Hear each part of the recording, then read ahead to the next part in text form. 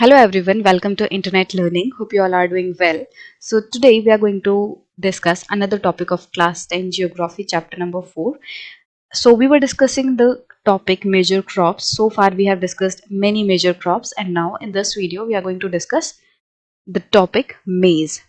तो मेज जो है वो दूसरी एक इम्पॉर्टेंट क्रॉप है जो कि इंडिया में उगाई जाती है। तो इसके बारे में देखते हैं कि कहाँ कहाँ पे ये पाई जाती है, क्या सीजन और क्या एनवायरमेंट इसको चाहिए उगने के लिए। It is a crop which is used both as food and fodder. तो मेज ऐसी क्रॉप है जो कि बोथ मतलब कि खाना खाने के लिए भी, मतलब जैसे हम कंज्यूम करते हैं, इंसान अपने लिए कंज्यूम करते हैं, रोटी बनाते हैं, उस सारी चीज़ों के लिए यूज़ करते हैं, है ना। मेज जो मक्का है उसको हम स्नैक्स की तरह खाते हैं, तो हम खुद के खाने के लिए भी यूज करते हैं और अपने जानवरों को खिलाने के लिए, हमारे जो कैटल होते हैं उनको खिलाने के लिए भी हम मेज का जो प्रोडक्शन है वो करते हैं। मतलब कि ये फूड भी है और फॉडर भी। फॉडर मतलब चारा जो हम अपने गाय भैंसों को खिलाते हैं। It is a kharif crop which requires temperature between 21 degree and grows well in old alluvial soil. अब जो मेज है वो खरीफ क्रॉप है, मतलब जिस सीजन में राइस उगता है ना उसी सीजन में मेज भी उगती है।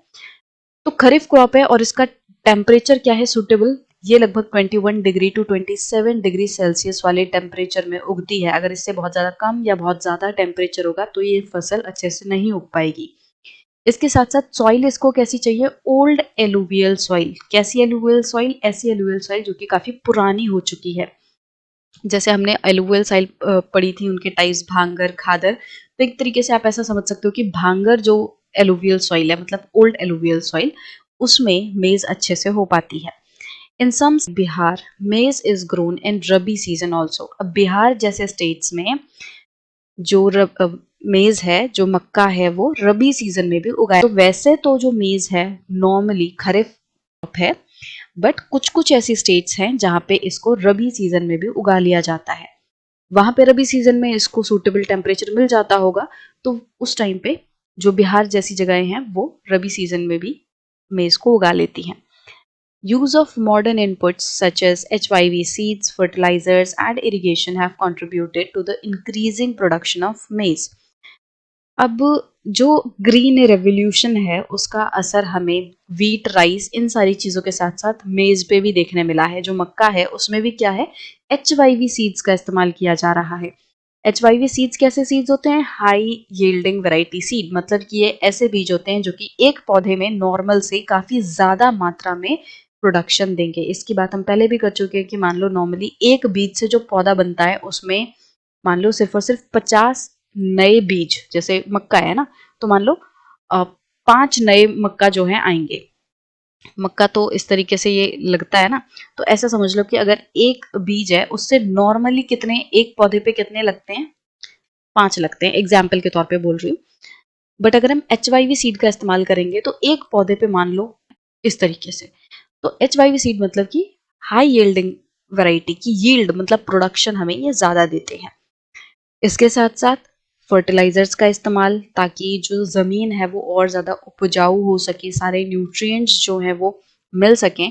और जो पेस्टिसाइड्स वगैरह है उसका इस्तेमाल। इसके साथ साथ प्रॉपर इरिगेशन, इरिगेशन जो सिंचाई है, नदियों के थ्रू, कैनाल्स के थ्रू, ट्यूबवेल्स के थ्रू जो पानी पहुंचाया जा रहा है इन पौधों को, मेज की फसल को, इन सारी चीज़ों की वजह से क्या हुआ है, ओवर द पीरियड जो मेज की प्रोडक्शन है वो काफ़ी बढ़ चुकी है। मतलब पुराने टाइम पे लोग नॉर्मल सीड्स यूज़ करते थे, बारिश पे डिपेंड रहते थे, बहुत ज़्यादा फर्टिलाइजर वगैरह यूज़ नहीं करते थे। तो उस टाइम पे क्या था, प्रोडक्शन बहुत ज़्यादा नहीं होती थी। एक सेम ज़मीन के टुकड़े पे सेम ज़मीन के टुकड़े पे पुराने टाइम में मान लो सिर्फ 1000 kg उगता था, ठीक है।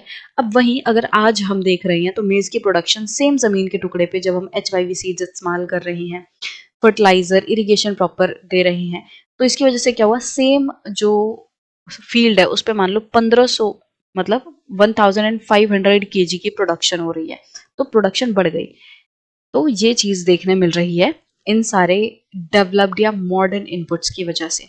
Major maize producing states are Karnataka, Madhya Pradesh, Uttar Pradesh, Bihar, Andhra Pradesh and Telangana. तो ये कुछ ऐसे स्टेट्स हैं जो कि मेज काफी मात्रा में उगाते हैं, जो कि मेज उगाने के मामले में काफी आगे हैं। तो कौन कौन से स्टेट्स हैं, कर्नाटका, मध्य प्रदेश, उत्तर प्रदेश, बिहार, आंध्र प्रदेश एंड तेलंगाना।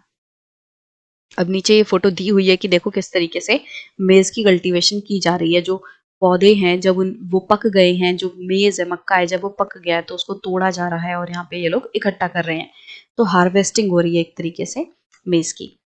तो आई होप कि आपको मेज के बारे में समझ आ गया होगा कि ये कैसी क्रॉप है, खरीफ सीजन की क्रॉप है, बट कहीं कहीं पे इसको रबी सीजन में भी उगा लिया जाता है। इसको कैसा टेम्परेचर चाहिए, कैसी सॉइल में होगा, ओल्ड एलुवियल सॉइल में होगा, और मॉडर्न इनपुट्स की वजह से ओवर द पीरियड इसकी प्रोडक्शन बढ़ चुकी है। फिर हमने स्टेट्स देखे, कौन कौन से ऐसे स्टेट्स है जहाँ पे मेज उगाई जाती है काफी बड़ी मात्रा में।